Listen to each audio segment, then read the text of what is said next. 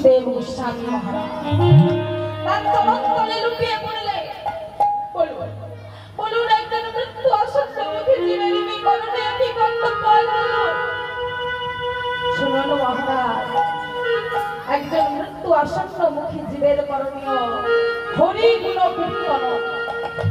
হরি নাম ছাড়া জীবের কোনো গতি নাই, গতি নাই। আমি আপনাকে 7 দিন 7 রাত্রি ভাগবত কথা শোনাবো, আপনি তা শ্রবণ করবেন। শ্রবণ করে হয়তো আপনি অভিশাপ থেকে মুক্তি পাবেন। মাগো 7 দিন 7 রাত্রি অনিদ্রায় অনাহারে থেকে শ্রী শ্রী সুখদেব গোস্বামীর নিকট বসে ভগবত কথা শ্রবণ করলেন।